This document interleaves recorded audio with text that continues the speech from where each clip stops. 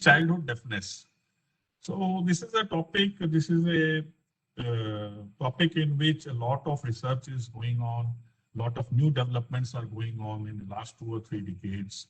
And as all of you students know, cochlear implant has come in a major way all over the world, including our country. And besides, from your exam point of view, you will encounter something or the other related to childhood deafness in your theory exams and also in your practicals. So let's start off. So let me introduce by saying, what is the relevance of this topic? Now, the relevance of the topic is that childhood is the time when speech and development is taking, and language development is taking place. Can I just shift the window because it is, thank you. So it is a time when speech and language development is taking place. So what happens is that you must have heard that a person who cannot listen cannot speak. So if a person is deaf, his language, his speech will be disturbed. In fact, there is a terminology called deaf and dumb.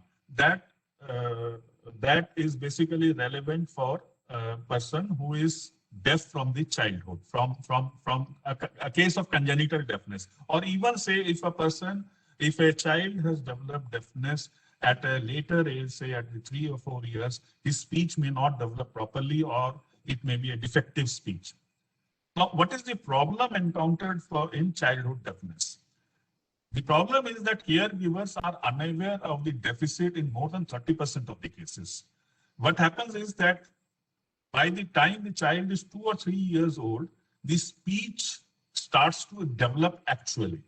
So by that time, the caregivers may not be aware. Though the child is hearing, he is responding, he is not responding to loud sounds, but the caregivers may not be aware of that. So in 30% of the cases, they may be unaware of the deficit for say up to say 3 years or maybe more. Children with SNHL may not acquire speech and language, as I said, or they may acquire a defective speech. And another problem is that conductive loss, like say in otitis media and effusion, it also causes some degree of deafness that has got a more subtle effect on language, attention, behavior of the child and school performance. Because the deafness is less as compared to a case which has got a severe to profound deafness, the children, the parents, or even the school teachers may not be aware of it till quite some time. Now, another problem, there are certain special problems in handling a case of childhood deafness, and it is basically due to other impairments like a syndromic deafness or motor milestone delays. Another problem is the CAPD, that is Central Auditory Processing Disorders, also known as CAPD spectrum disorders. It mimics deafness in the sense that the child does not develop speech, but actually the peripheral hearing is normal, and we'll discuss that later on. So all this leads us to the fact that early intervention is the key. Why early intervention? We shall also come to that. Basically, childhood deafness is a multidisciplinary approach, which involves an ENT specialist, a pediatrician, an audiologist, a speech therapist, a geneticist, a clinical psychologist, plastic surgeon in cases of, say, microtia and oral atresia, and an educationist, which would be teaching, who is basically interested with the teaching of the child.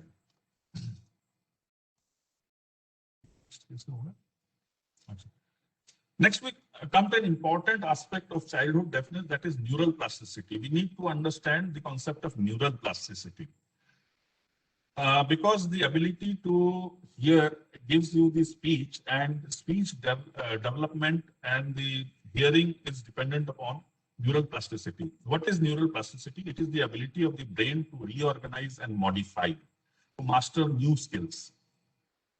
It is also the ability of the brain to the changes in an individual's environment by forming new neural connections. Now, what happens if the hearing area of the brain is not stimulated early on in the life?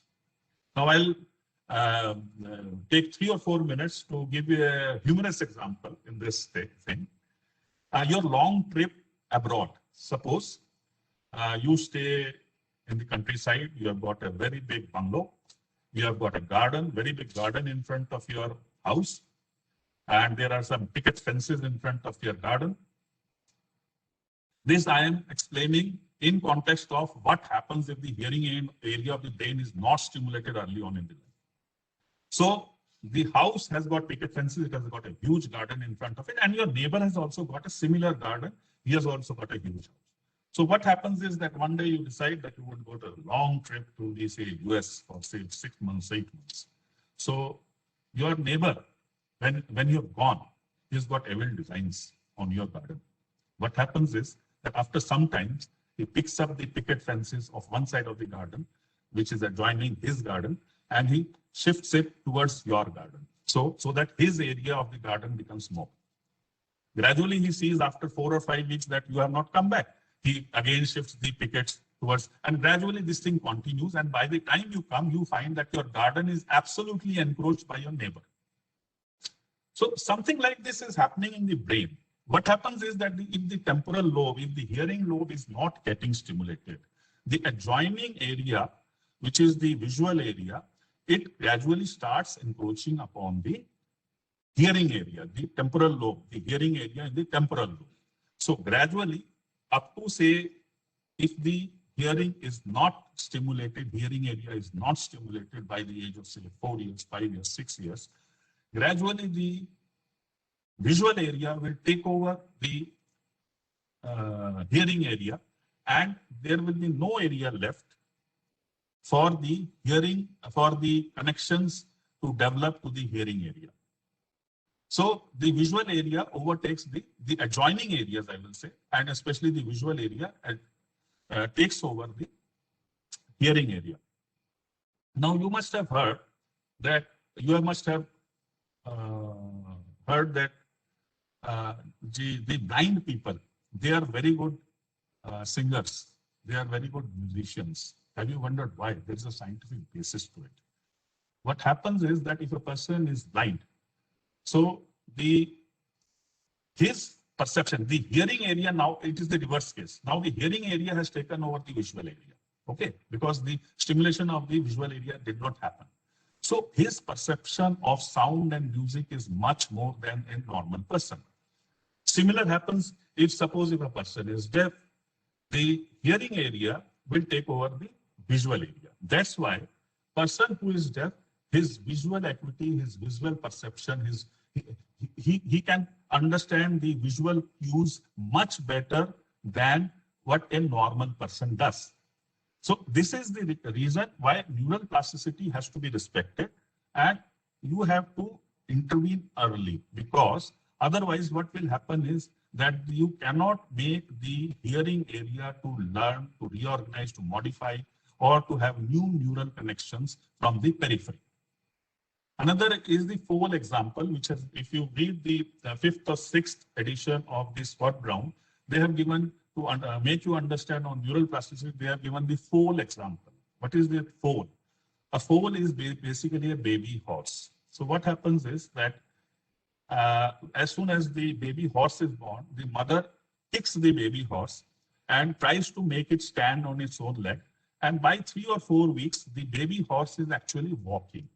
Now, what some scientists did was, in understanding this neuroplasticity, they sort of tied the legs of the foal, of the newborn foal, with some plaster casts so that he could not walk.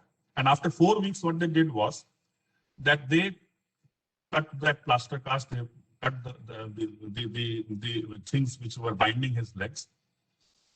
And then they tried to make the foal, the baby horse, walk. The baby horse could not learn to walk because that neural plasticity of the brain, of the area which would have made the horse learn to walk, had been lost or damaged by that time. So this is the relevance of neural plasticity to hearing and speech development. Basically, neural plasticity, you have to respect, you have to take the advantage of neural plasticity early on. Otherwise, if you wait for say 4 or 5 years, it would be very, patient may have some sound awareness, but you will not be able to make the child to learn to speak.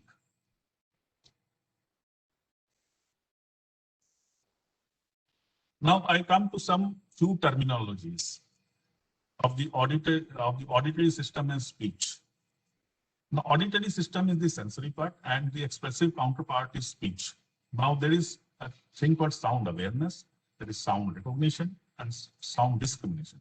Sound awareness is the existence of sound, whether the child can understand or the person or the individual can is aware of the sounds. Now what is sound recognition and sound discrimination? Suppose you have got two friends, Hemant and Roshni. Okay, so you can discriminate that this is the sound or the speech of Hemant and this is the speech of Roshni. So even if you are, if they speak from your say back, you have not seen them, you will be able to understand. Suppose Roshni calls you from back, you will be able to discriminate. Suppose both of them are standing together, you will be able to discriminate whether Roshni is speaking or Hemant is speaking. And what is recognition? This discrimination by the process of memory and recall. You can suppose Roshni is speaking from your behind. So you will be, because now you recognize that sound, you will be able to recognize that Roshni has spoken to you and not Hemant has not spoken to you. Okay, now we come to the expressive counterpart. I am talking about few terminologies which are usually encountered in relation to deafness and speech and language development. Okay, so communication. What is communication? It is an interactive exchange of feelings, maybe verbal or non-verbal. We have often, when we talk about childhood deafness, we say verbal or non-verbal cues, because the child is deaf, so he won't be able to understand speech, or he won't be able to perceive sound. So non-verbal cues are very important in this communication of a deaf person. Then what is language? Language is the expression of ideas and concepts using common rules, and it may not necessarily be spoken language. For example, sign language. This is also a language. Basically, it is not spoken. Language is not only spoken. A sign language is also a language because it expresses certain ideas and concepts, and it follows a certain common set of rules. Then speech. So speech is the production of specific sounds, sometimes referred to as articulation. Now here I would like to introduce to the concept of meaningful speech, and that brings me to the next term, babbling. Babbling, what is babbling? This is the precursor to developing meaningful speech, and this starts in a 6 to 12-month-old baby. A child will say mama, dada, mama to her, to his or her mother, and dada to say his father. Now many common persons would think that the child has started speaking, but no, that is basically a reflex sort of a speech that happens. That is a sort of a developmental milestone, you can say, but that is not a speech actually. That is, speech is meaningful speech. Meaningful speech is something when you speak, the child understands and then responds and gives an answer to it. That is meaningful speech. So one has to be very careful as an ENT specialist whether the child is babbling or whether it is actual speech or a meaningful speech, as I say. Now here there is a chart, you can find it in all over the net and this thing, but I am including it here. This is the chronological development of the auditory system and speech. Now at birth to 3 months, the child just responds to loud sounds. You must have heard that there is a reflex startle, the Morose reflex. All these are based on the loud sounds. And even a 3-month-old child can make a cooing noise. Between 3 and 6 months, the child develops a sound localization. That is, he will try to turn his eye or the head towards the source of the sound. This is the most important sort of a auditory milestone of development, and he basically this head turn or the sound localization at 6 months is one of the major hearing and language milestones. Between 6 and 9 months, as I said, the child starts babbling. He can shout also. And if the child is hearing, he will respond to no to his own name. Between 9 to 12 months, he starts understanding simple words like ball, dog, daddy. And this is the time when his first words are emerging. And he also, the sound localization, he will also turn his head towards softer sounds. By 12 to 18 months, he will understand some new words and he will start responding to some spoken instructions like get the ball. 18 to 24 months, he likes to listen to simple stories between 2 to 3 years old. This is the major time when the child starts speaking, and that is a meaningful speech. He understands longer sentences, listens from a distance, and this is the time when most of the severely to profound children, they are detected by their parents or the caregivers. Between 3 or 4, the child will process complex sentences and he retells longer stories. Now, types of childhood deafness. Now, we have divided into congenital and acquired. Now, congenital, many of the congenital are actually acquired, and that we shall come to later, come to that topic later. Basically, in simple terms, congenital may be conductive or it may be sensorineural. Conductive congenital is uncommon. It is basically defects in the outer or the middle ear, for example, the congenital oral atrasia, microtia, or congenital ossicular deformities like congenital stapes fixation, or some craniofacial abnormalities may also cause some outer ear or the middle ear defects. Sensorineural hearing loss, the incidence is 2 to 4 per 1,000 live births. And the factors which may cause sensorineural, we will discuss that later on also. Family history, prenatal or perinatal infections, prematurity, low birth weight, anoxia, high bilirubin content, and during the early part of life, consanguinity. In 30 to 40% children, no cause can be found out. Now we come to acquired conductive loss in childhood deafness. The commonest is chronic suppurative otitis media. And next comes the chronic suppurative otitis media with or without cholesteatoma. Another category is congenital cholesteatoma. And for the acquired category, sensorineural deafness may occur after post-meningitis. It is the commonest. In fact, hearing loss occurs early on in meningitis. In fact, there is a protocol that if the child is diagnosed with meningitis, he should get a hearing evaluation done. Head trauma, so that early intervention can take place. And then head trauma. Head trauma is also an important cause of acquired sensorineural deafness. And this is the head trauma. If there is a congenital abnormality like wide vestibular aqueduct syndrome, the sensorineural deafness will be multiplied a lot more, and it may be accompanied with a vestibular dysfunction also. Then post-virals, that is say post, say measles, mumps, affection of the in childhood may also cause a sensorineural deafness. Now I have again sort of classified. This is the same, almost the same thing. Only thing is just note the in congenital. Here, this is another way of classification. So it may be either a genetic or a non-hereditary. So now this is a chart which I have taken from your Scott Brown, from your textbooks. The Scott Brown, this is an important chart. And you people must just read this chart. This is a very important chart. This is etiology of hearing loss in children on 100 children with severe prelingual hearing loss.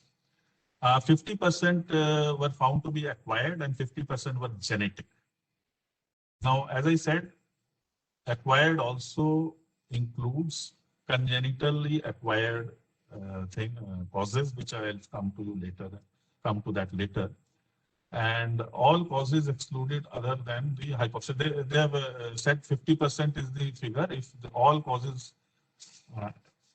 excluded. Other than hypoxia will be acquired hearing loss. And genetic may be non-syndromic and syndromic.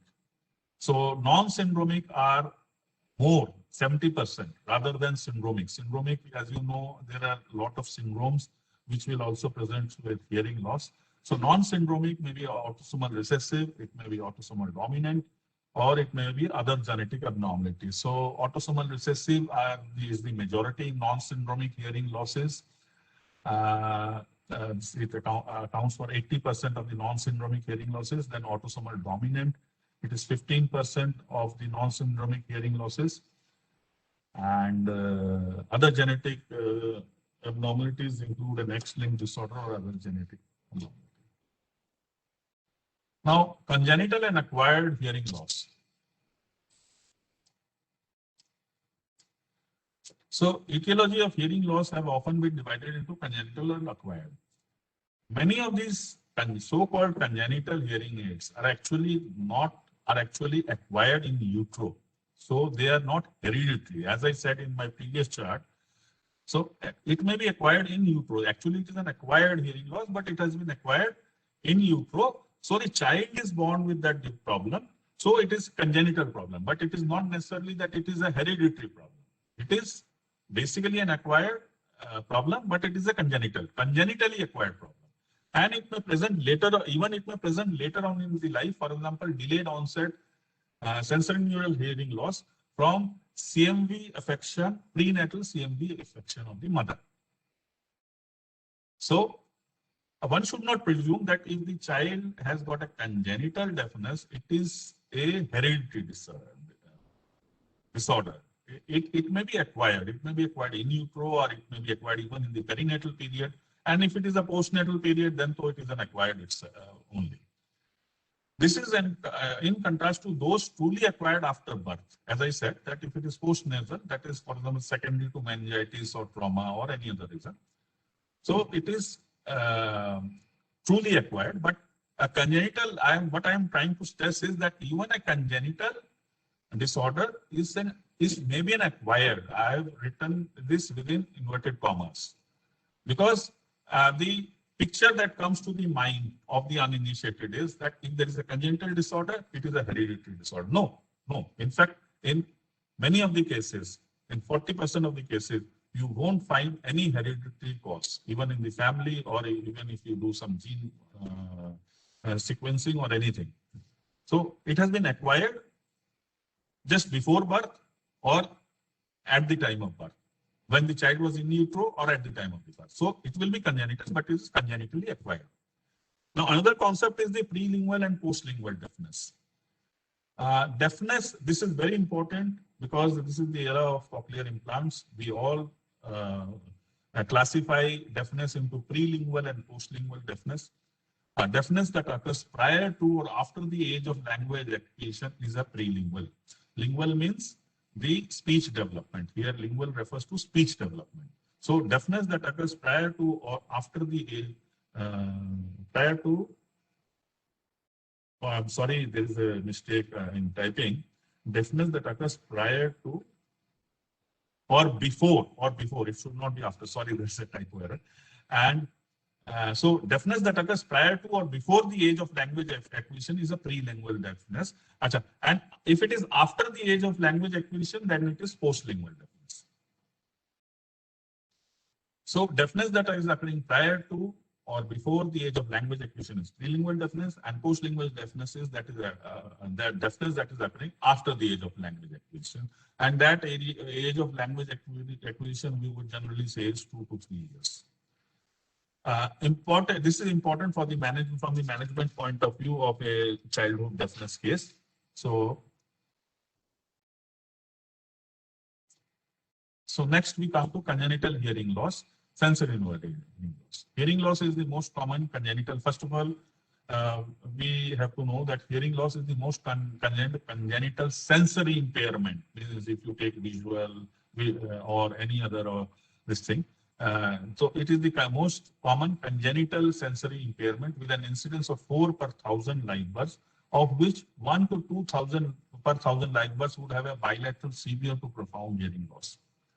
Now, World Health Organization notes that 50% of the hearing loss is due to a preventable cause. It is important. So it is here that the role of the ENT specialist comes.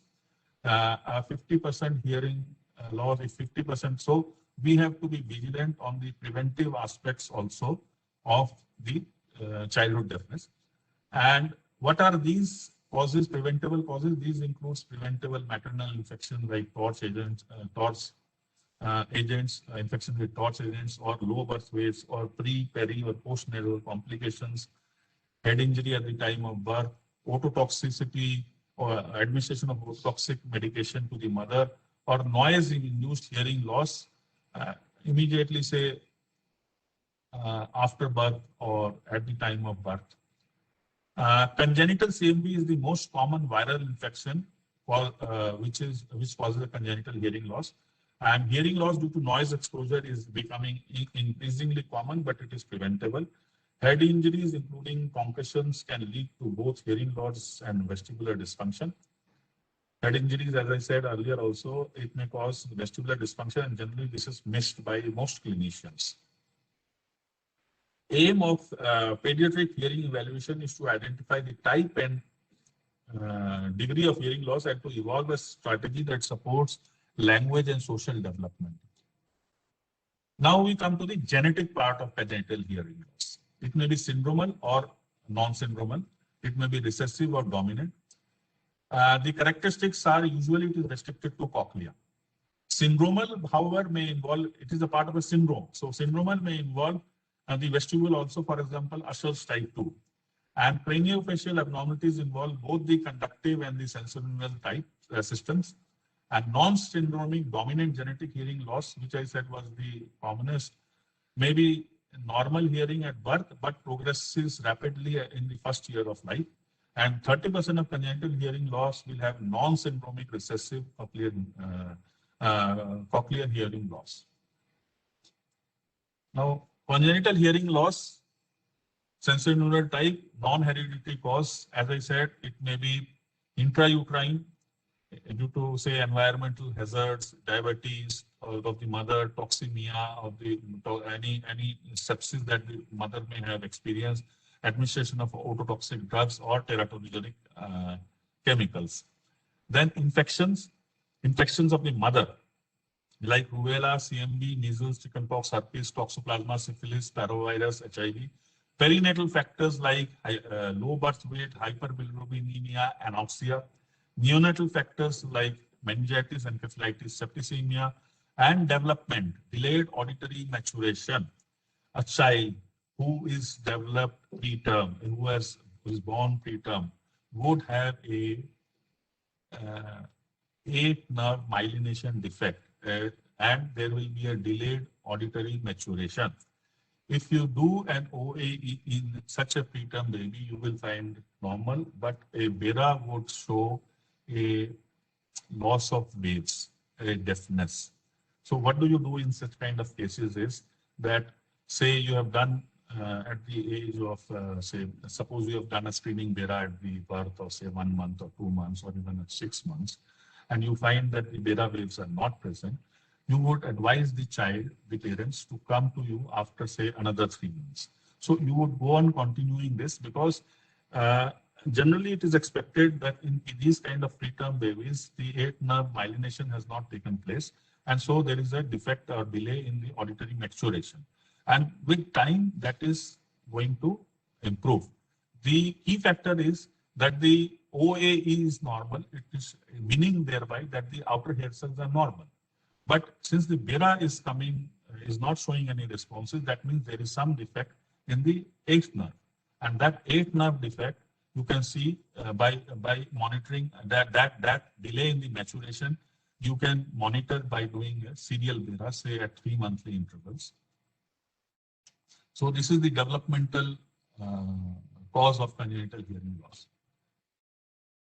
Now, acquired, here I am restricting myself to the postnatally acquired hearing impairment, hearing loss. It may be acquired as post-viral, that is to the child. HIV, measles, mumps, varicella zoster, parvovirus. It may be bacterial meningitis, a very common cause of postnatal acquired hearing loss. It may be due to a trauma. It may be due to ototoxic medication administered to the child early on in the life, or NIHL, noise-induced hearing loss, or babies who require NICU management. Basically, what happens is that in the child, there is a need of the child to get admitted to a NICU, that is a neonatal ICU. That is basically why should a child get admitted to a NICU? Generally, what are the common causes? Common causes are that either the child has an anoxic, had anoxia at birth, did not cry at birth, or there was jaundice. Jaundice, and this jaundice, mind you, this hyperbilirubinemia is not a physiological hyperbilirubinemia. It should be a very high jaundice, say 18 or 20 milligram% of serum bilirubin, because that is the sort of levels at which it crosses the blood-brain barrier. And if once it crosses the blood-brain barrier, it will go to the cochlear fluids, and there it will be ototoxic. This bilirubin will be ototoxic to the cochlear fluids. So the common causes of NICU are this anoxia or a jaundice, which may require a sort of a exchange transfusion, or it may be due to some sort of a septicemia, or it may be bacterial meningitis. So these are the children who would be admitted in a NICU. So NICU admissions are basically high risk for a postnatally acquired hearing loss, childhood deafness. So NICU I have already covered. So next, another important aspect I need to discuss in the sensory neural deafness part is auditory neuropathy dysynchrony and auditory neuropathy spectrum disorders. Now, this is an important from your exam point of view. I think you have got sometimes you have got some short notes to be written on this aspect. So please don't read about it. It is a very complex topic. I'll just tell you the small, I'll give you in very simple terms, I'll explain to you what it is.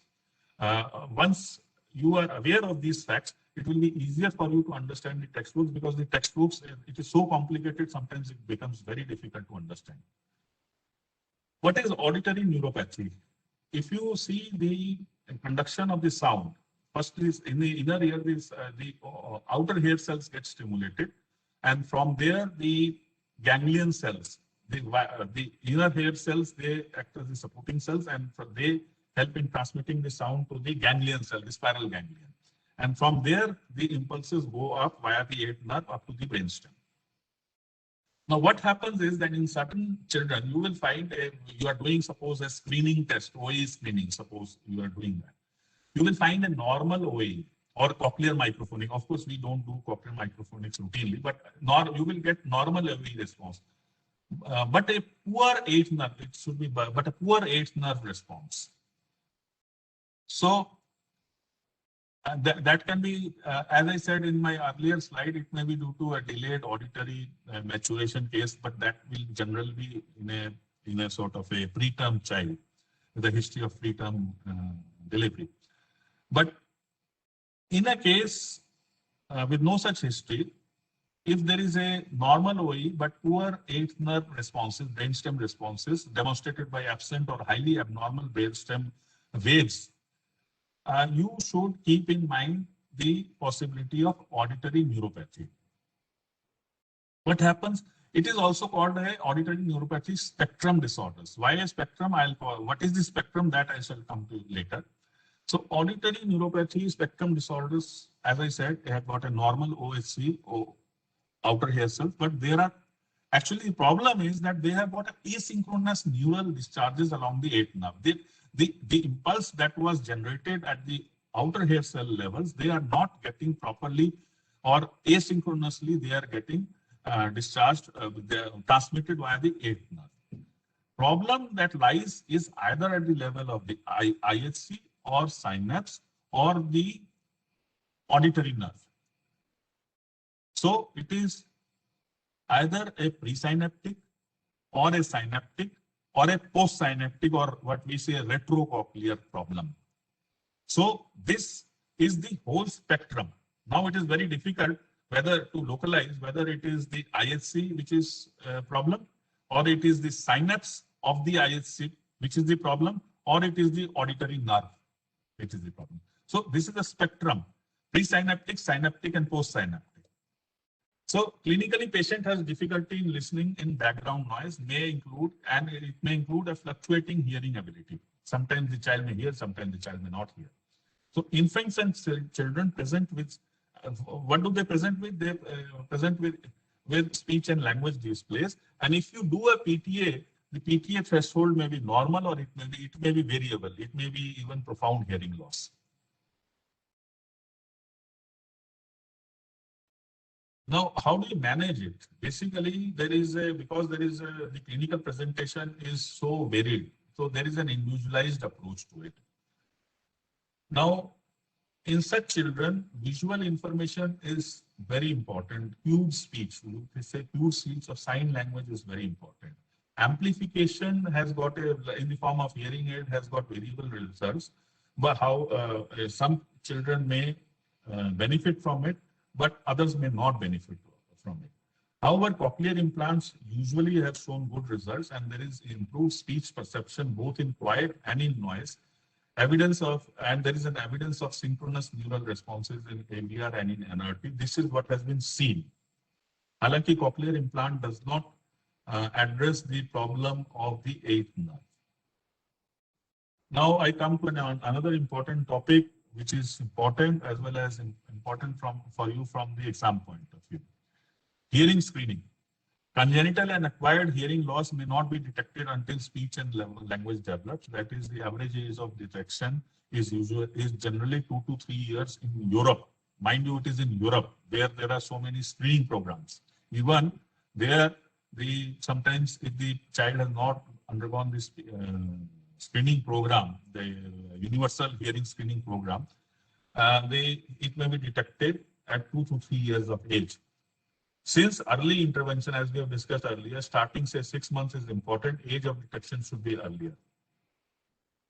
Neonatal hearing screening is the key. Universal hearing screening, that is hearing screening by say OAE or automated ABR, is ideal.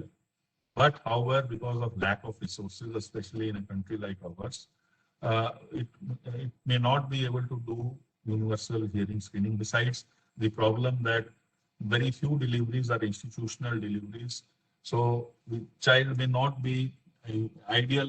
The ideal may not be possible in a country like ours, but at least we should go in for a selective hearing screening. That is,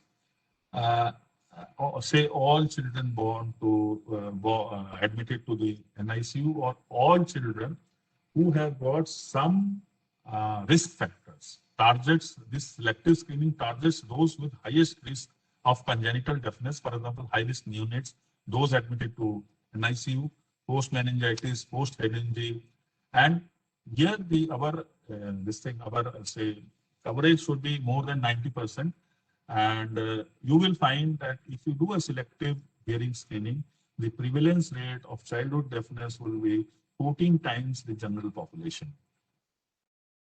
Now, in India, in most of the corporate hospitals, large hospitals, good hospitals, generally, the clinicians, the pediatricians, or the ENT specialists are going in for a universal sort of, you can say, an institutional universal hearing screening. That is, all children born in their hospital undergo a screening test by, say, an OAE. Now, what are these tools? Basically, the tools are OAE, autoacoustic emissions, and ABR screening. OE screening and ABR screening. Another thing I have just mentioned, this is the clinical hearing screening tool, you may say. These are the startle responses. That is the reflex response in the first 6 months requiring. This doesn't require an OE or an ABR. So I have included it in this slide of hearing screening tools. A startle response, basically, it will be the reflex in the first reflex response in the first 6 months requiring a 60 to 70, but it requires a 60 to 70 decibel hearing sound, level of sound. And there will be a whole body Morose reflex or a oropalpebral reflex. It is not a screening test, but it is, since it is so simple, it doesn't require any equipment. It can be used as an important tool in the neonatal examination. But it is not a very reliable that way. So now another concept is the early hearing detection in the 136 guideline. Say all the DNBs should be aware of this 136 guidelines. It was laid down by the American Academy of Pediatrics, the early hearing detection and intervention group. And they said that a child should receive a hearing screening no later than 1 month of age. A diagnosis should be made no later than 3 months of age, and entry into early intervention services no later than 6 months of age. So what happens is that in the first month of age, you should go in for an OEE screening. And if you have got the means an ABR screening, a diagnosis no later than 3 months of age, a repeat OEE and an ABR. Now it is the time when you can label the child as safely say that the child has got some childhood hearing problem, and at 6 months of age the child should get some sort of an amplification, and some centers do a cochlear, because at 6 months of age you would be doing a full battery of hearing tests, say starting from a behavioral observational audiometry to a ABR to ASSR, and at least the child should get a hearing aid. And if possible, some centers do an implant as early as 7 to 8 months of age. Now I come to the important topic of cochlear implants. So cochlear implant is a surgically implantable neuroprosthetic device that electrically stimulates the auditory nerve by means of electrode array placed in the cochlea or the inner ear, thus bypassing the normal acoustic hearing process in cases of severe to profound hearing loss. This is as per your latest Scott Brown. This has been taken from the latest Scott Brown.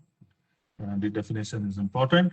And you need to understand that these are basically the electrical impulses that are stimulating the nerve, the ganglion cells, and from there the impulses are going via the nerve to the brain. Now, candidacy criteria, again, from the exam point of view, it is important. It is to be considered for any child who does not benefit from acoustic hearing aid, severe to profound deafness in any deafness with hearing threshold equal to or more than 90 decibel hearing loss at 2 and 4 kilohertz without a hearing aid. Hearing aid should be used for at least 3 months unless inappropriate or adequate benefit with the hearing aid is defined as, this is purely from Scott Brown. I have taken it from Scott Brown only. For children, speech, language, and listening skills appropriate to age, developmental stage, and cognitive ability. Assessment should be by a multidisciplinary team, and tests should be adapted to take into account the candidate's disabilities as well as their language and communication ability. And simultaneous, now this is a new addition, because in the earlier times, if you see the 6th, 7th, the Scott Brown just before the present one, this criteria was not there. Simultaneously, bilateral cochlear implant is recommended for children who are blind or who have the other disabilities that increase their reliance on auditory stimulation as a primary sensory mechanism for spatial awareness. See, if the child is blind, as I said, his hearing, he is depending basically on the hearing, on his hearing. And here, if the hearing is also not there, then the child needs to be, the cochlear implant becomes a must in such cases, and it should be binaural. The benefits of binaural, I'll come to it later. Binaural implantation. Now, at our center, we generally tell the patients, because of the constraints and because of the government policy of doing implants in a single year, that if you have got the implant in 1 year, 70% of your job is done, 70 to 75%, just to make the patient understand. Because even with one-sided implant, the child can develop speech and language to a large extent, but to the maximum extent, no. What is the benefit of binaural implantation? Binaural hearing. What is the benefit of binaural hearing? There are two benefits of binaural hearing. One is the sound localization. With a single ear, the child or the individual will not be able to understand from which side the sound has come. But with a binaural uh, hearing, the individual can understand whether if there's a horn of a car, whether it is from the left side or the right side, whether it's from the front or the back. And the other aspect is the hearing in a noisy background. When there are competing sounds presented to the individual, so the individual will not be able to understand the sound if he has got one-sided hearing. That can only come if he has got binaural implantation. Now, this is about, now these are certain topics I have just selected from the point of view of your exam. So because in the recent past, DNB has given questions on these. So I have sort of just selected these topics. It is not just a sort of a didactic lecture that I'm giving on cochlear implant in these points. Evaluation of a CI candidate. Now this I'll come later on. Surgical approaches of cochlear, you are both aware, you are all aware that it is either via the posterior tympanotomy approach or via the varia approach. Kindly go through that through your standard textbooks. This is important. Now there's a new concept of hearing preservation in cochlear implants. Now many people would wonder that once you are giving a cochlear implant to an individual, to a child, what is the need of the hearing preservation? This hearing preservation is the preservation of the hearing, the residual hearing.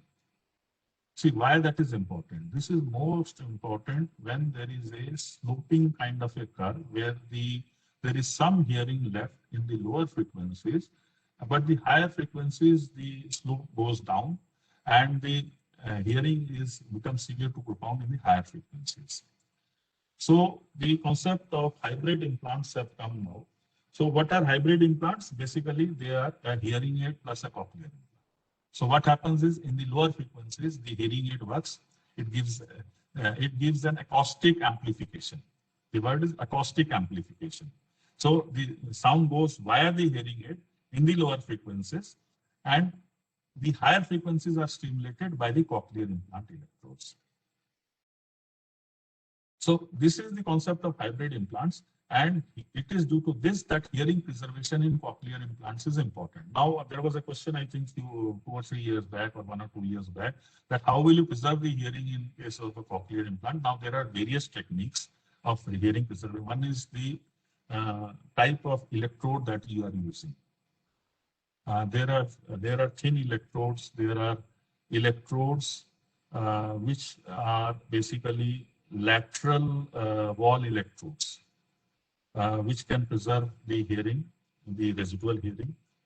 Then there is the soft insertion techniques. This is also related to hearing preservation in cochlear implants. Soft insertion is the softness, the amount of force that the surgeon is using while inserting the electrode array in the cochlea.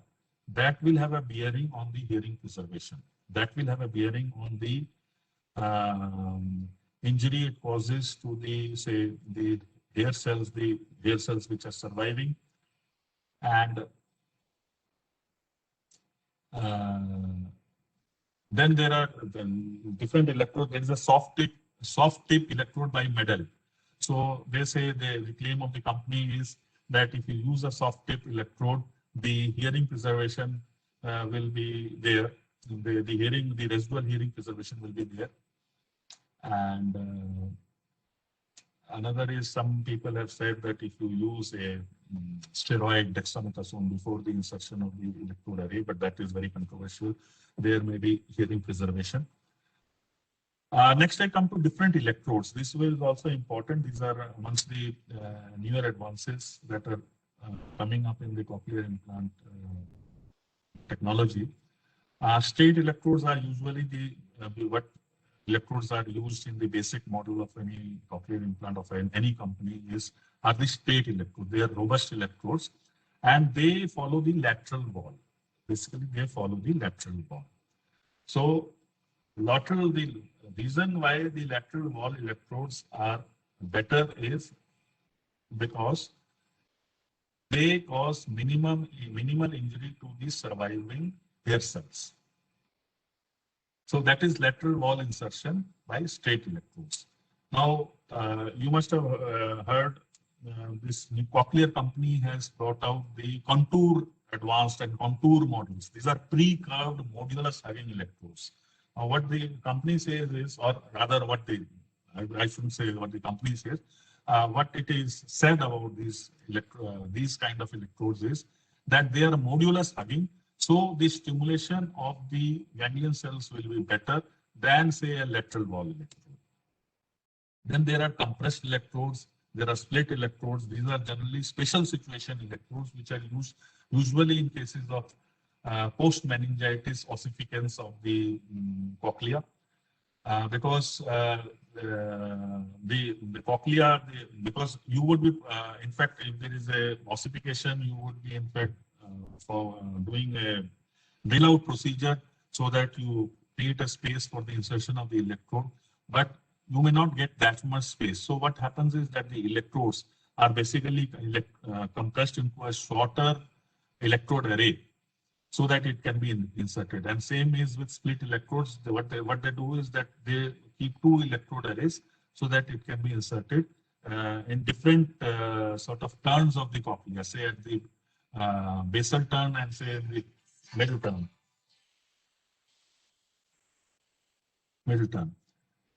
Can be inserted. So these are the compressed electrodes, and split electrodes are special needs electrodes. Now I come to the topic of conductive here. I think I'm running out of time. Conductive hearing loss. I'll be fast now. Conductive hearing loss, congenital is rare and acquired is relatively common. Congenital conductive hearing loss may be defined as major. Major conductive hearing losses are congenital due to oral ectasia or stenosis, along with varying degrees of ossicular or middle ear malformation, or minor.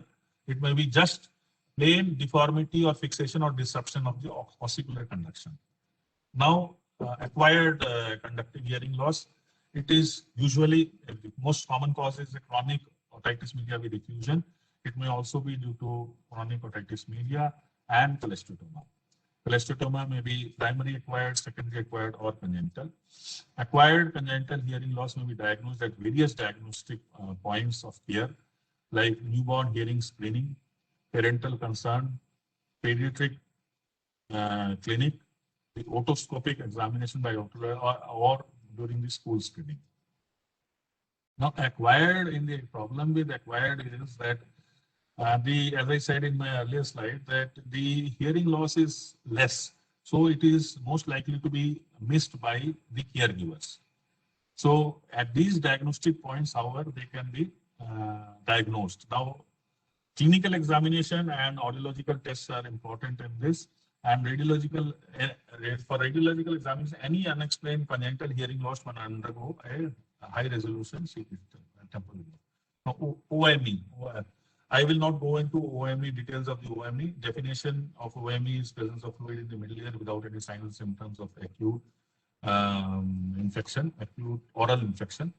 And most common cause of conductive hearing loss in children is due to an OME. It is associated with certain diseases like URTI or Down syndrome, cleft palate, bottle feeding, immunodeficiency syndromes, or with ciliary motility disorders. Effect of hearing is maybe no loss to moderate congestive conductive hearing loss, up to say 55 decibels. So one thing to note is that if the conductive hearing loss is more than 55 decibels, you should not diagnose it as a case of OME. You should suspect some ossicular eventuality in that case, ossicular reason for that kind of hearing. That is true even for adults. Suppose an adult comes to you and he has got more than say 50 or 55 decibel hearing loss. Don't discuss, even if the TM is detected, don't think of it as just an OME, because there is something to do with the that hearing loss has got something to do with the ossicular problem, ossicular dysfunction. So OME persisting in both ears for more than 3 months or more have poor chance of spontaneous resolution. And even a mild degree of persistent hearing loss will cause lack of attentiveness, impact the child's speech and language development, and subsequent deterioration. School performance is an important thing. School performance suffers in cases of a child who has got a persistent OME, because the child will not be able to pay attention to what the teacher is saying. However, there is no evidence that untreated child with OME fare worse with request. This is what the sort of research papers say, but in practice, I doubt whether this is true. Management of OME, the American Academy of Otorhinolaryngology guidelines. This is an important guideline. Clinical, because OME is quite a common disorder in the children. Important cause of deafness in children. So American Academy of Otorhinolaryngology guidelines are present. Clinicians who distinguish child with OME who is at risk of speech and language or learning problems. At risk children, previously documented delays, at-risk children. Who are the at-risk children? Either previously documented delays of speech and language, or children with craniofacial abnormalities. For not at-risk children, one should wait and watch for 3 months because it is a self-limiting disease. And something about the treatment part, antihistamines and decongestant doublet is liberally given in such cases, but as per the evidence base, it is ineffective. Antibiotics and steroids also have got no long-term efficacy. And about tympanostomy tube placement, at-risk children, and presence of speech delays in the past and recurrence of infection, these kind of children must undergo a tympanostomy tube placement. And adjuvant adenoidectomy should be done in children if there is a nasal obstruction and chronic adenoiditis, and it should not be done routinely in all cases of OME. Now, conductive hearing loss associated with chronic otitis media. 1 minute, I'm just taking it off. Navneet ji, hello. Yes, sir. Navneet, I'm already it's already 7. Can I continue? Because I'll take another at least 15 minutes. Please continue and complete within 15 minutes. Okay, thank you so much. So what is the definition of chronic otitis media? Any TM perforation with or without cholesteatoma. Okay. So most common cause of perforation is sequelae of ventilation tube in children. Most common cause of perforation is sequelae of ventilation tube insertion. Usually there will be a small anteroinferior perforation. Large perforations will have greater conductive hearing loss, and surgical repair should be done preferably after 4 years of age. Now there is a concept many centers would say, or many clinicians would say, we do it after 12 years or 10. Those are arbitrary. Actually, the book, what the research papers or the research guidelines say is that 4 years is a good age for doing a surgical repair of a tympanic membrane, simple tympanic membrane perforation. And surgical success of surgical repair, it depends upon certain intrinsic factors and extrinsic factors. These are the patient age. If there is an autoria, obviously the chances of success becomes less. ET dysfunction, eustachian tube dysfunction. If there is an eustachian tube dysfunction, the chances of success reduces. Status of the other ear, general health of the child coming from a poor socioeconomic background will have got the chances of success reduces to some extent, and the size and the location of the perforation. Extrinsic factors include the surgical techniques and the surgeon's experience. Now, cholesteatoma in pediatric age group. One should be very careful about the cholesteatoma in the pediatric age group because it is a more invasive and an aggressive entity rather as compared to an adult. Causes of conductive hearing loss by its mass effect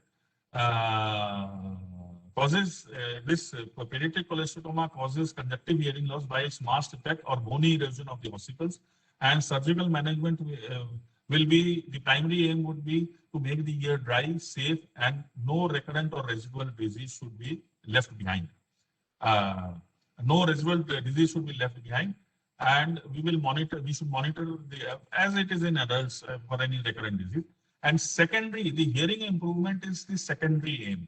It can be done via an ossiculoplasty, but basically in these cases, hearing loss holds a much lesser important as compared to making the ear dry and safe. And recurrence rates in a pediatric cholesteatoma are high, possibly due to an immature eustachian tube. And rehabilitation is important by means of a conventional amplification, which should be done as soon as the ear has become dry. And it can also be done by an osseo-integrated bone conduction implants, which is commonly referred to as BAHA. And another help that can be given to the child is by preferential seating in the class, and with the help of a frequency modulated system, the child can hear better than what he would have heard. His school performance can improve. He can hear to what the teacher is speaking better. Now I come to congenital oral atresia. Estimated incidence is 1 per 10 to 20,000 live births. 70% occur in unilaterally, usually accompanied with microtia. It causes a moderate to conductive hearing loss. Generally, the other ear is normal in such cases. And why is it caused? Why embryologically? What is the embryological cause? It is said that there is an arrest in the development of the ear canal and middle ear, which prevents first branchial arch from completing its full development. The gene responsible for it, the chromosome responsible for it, is the chromosome 18. It may be the congenital oral atresia may be part of the syndrome like hemifacial microsomia, golden hair, or Treacher-Collins syndrome. Audiometric evaluation here includes a AC bera and a BC bera. BC bera is a bone conduction bera. It is a special kind of bera which sees the bone conduction thresholds. Why AC bera? AC bera is done for the other ear, because whether the other ear has got the hearing thresholds or not, the normal hearing thresholds or not. And hearing here should be monitored, because as soon as the child is born, because of the external appearance, you would come to know that this child has got some problem. So hearing should be monitored every 6 months up to 2 years of age, and yearly thereafter, to see that normally ear continues hearing normally. Now, as I said earlier, one normal hearing is good enough for speech and language development. It's almost as good as 2 years. But the problem of unilateral hearing, as we discussed earlier, is with the sound localization and hearing in noisy backgrounds, especially like in classrooms or in cafeterias or in a marketplace. So what should we do for a binaural? How should we help this child? Because early intervention is our goal. So how can we help this child? So there are soft band bone conduction devices called soft band BAHA, commonly called soft band bone anchored hearing aid. Actually, it's not a bone anchored, it's a soft band worn across the forehead and which has got a bone conduction device in it. So till 5 years, you would advise the child to have hear a soft band BAHA, and after 5 years of age, you would go in for a bone anchored hearing aid. Now, why this age of 5 years? This generally it is because we are waiting up to 5 years for the skull bone thickness to develop to a certain extent, so that because you would be putting an abutment inside the skull bone. So there has to be a certain amount of thickness for that abutment. So we wait for 5 years, up to 5 years of age, so that bone thickness or the bone depth can be achieved. Now, in cases of bilateral congenital oral atresia, they are likely to have poor speech and language development if not aided by a bone conduction device and speech therapy. So the principle would be same, this soft bone conduction device till 5 years and BAHA later. And surgery for congenital oral atresia. Now, there are reparative surgeries which try to reconstruct the external auditory canal and address the middle ear deformities. These are done in some centers of the developed world, especially in Europe and even in the US. But these are very difficult operation, and they have got even in the best of centers, they have got variable hearing outcomes. Now, I am not discussing about the associated microtia, but one should be informed that microtia basically does not contribute to the hearing problem much. It is basically more of a cosmetic problem. In our country, especially in females, you will find that if the girl has got a microtia with congenital oral atresia, the parents do not, because 1 year is good enough, the parents do not want, sort of want a hearing rehabilitation because the speech and language is developing anyway. They are more interested in the cosmetic aspect. So one should be aware, just aware, because in clinical practice you will encounter this problem. Now I come to congenital cholesteatoma. Now I am running short of time. This is a white mass. I will not go. You can go through your textbooks. Some Levenson's criteria are there. Levenson's modification of Dalleke and Clemens criteria. It presents with a white mass behind an intact tympanic membrane, and age of presentation may be starting from say 1 year, or sometimes it may be detected even in the young adult age. In young adults. Now I come to another important aspect, the central auditory processing disorders. Now this is not exactly a deafness or peripheral deafness, but one should be, all ENT specialists should be aware of this problem. This is the inability of the brain to fully interpret and process sounds. These individuals who have got a central auditory processing disorder, they've got a normal peripheral hearing, but their inability to perceive speech in background noise. Often it is accompanied with other disabilities like attention deficit disorders or reading and language issues. And if you do a pure tone audiometry in a sound treated room, it will come normal. But for diagnosing this, you will have to do a battery of tests that are specifically aimed for central auditory processing disorders. These tests are aimed at auditory discrimination, auditory temporal processing, dichotic listening, low redundancy speech recognition, and binaural interaction. And in such kind of patients, electroacoustic measures like OAE, ART, and AR decay and should be done. OAE will show normal.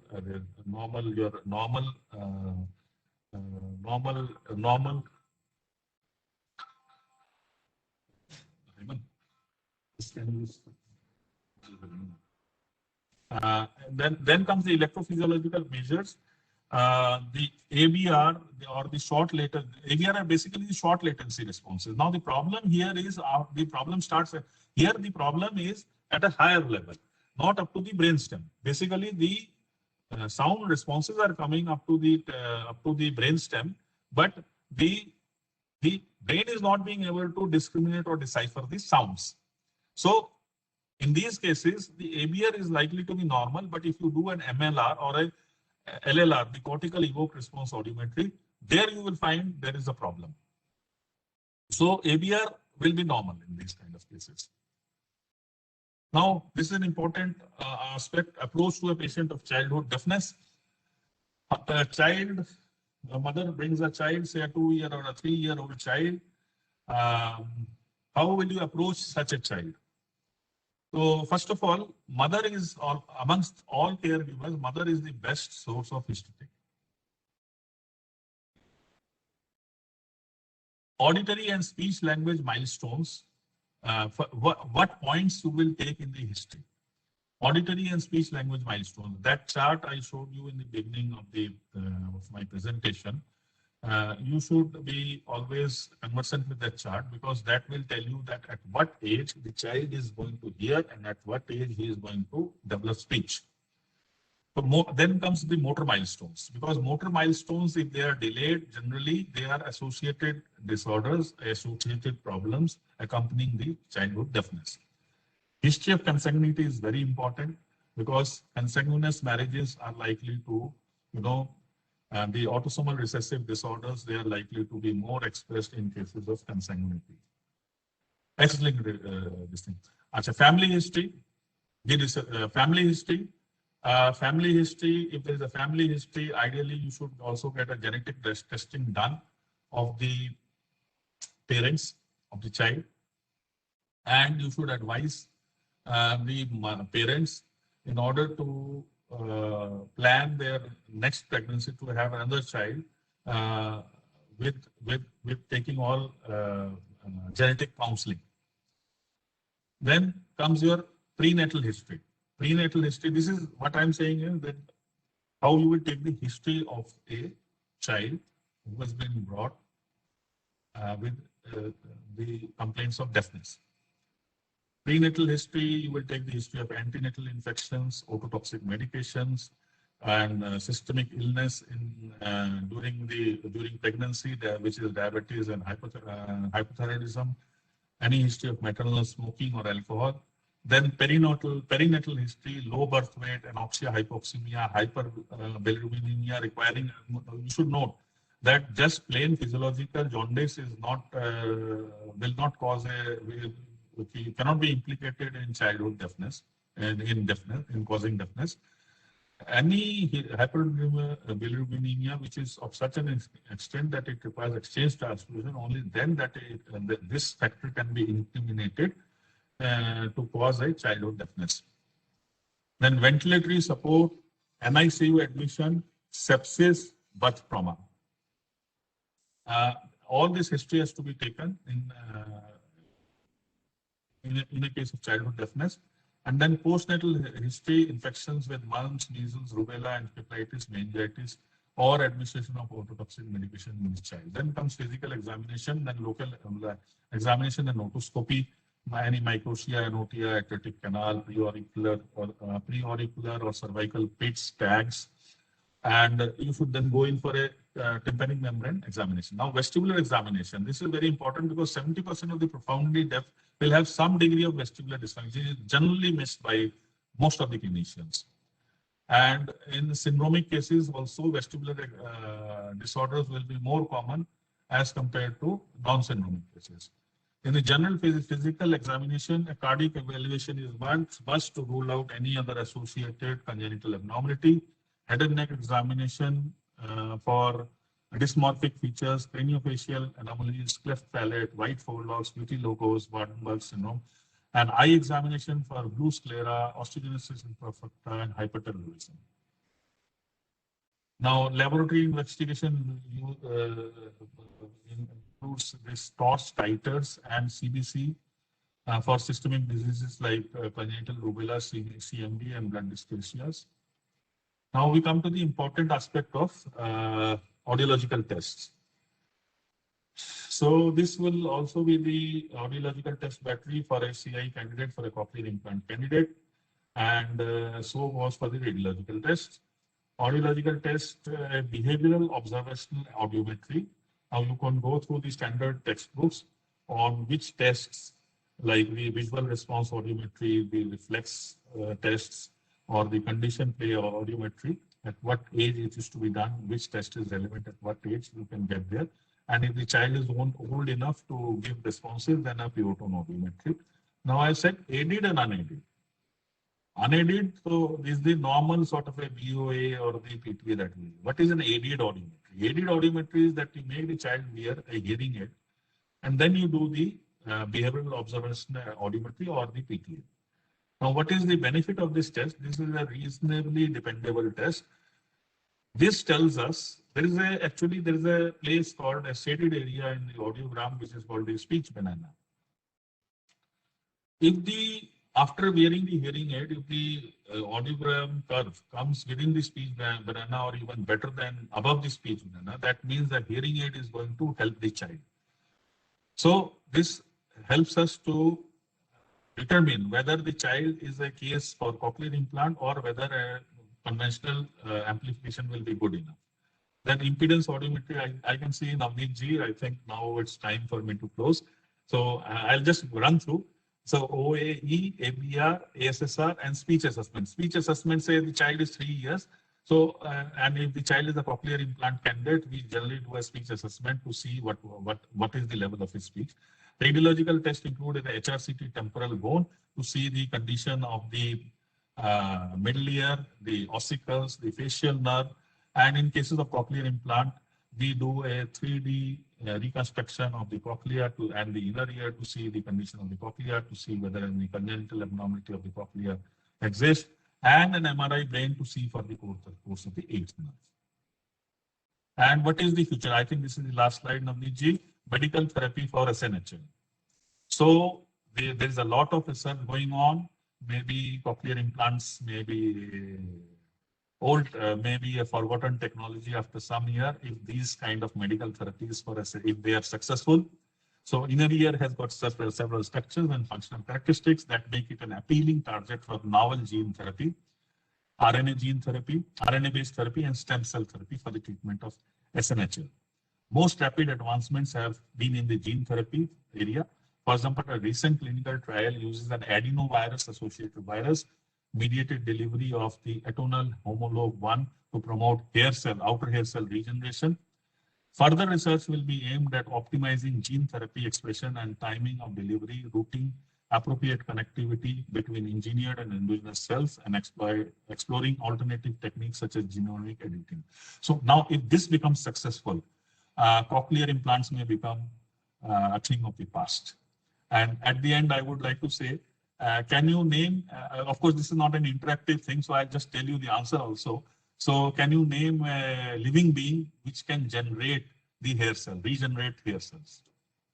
Birds can regenerate their hair cells. So thank you all. So now do we have time for the question answer session? Sir, thank you very much. I think we have to close this session because I have to start.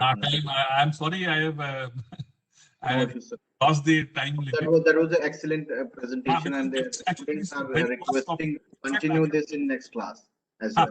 I have in fact, this is such a vast topic that even I have compressed many things. I have not mentioned many things in this, but this was the best I could have done. Yes. So thank you very much, Dr. Divya Aggarwal, for the presentation, and thank you very much, students, for joining us. Okay, thank you, Navneet Ji, and thank you all the students for their patient hearing.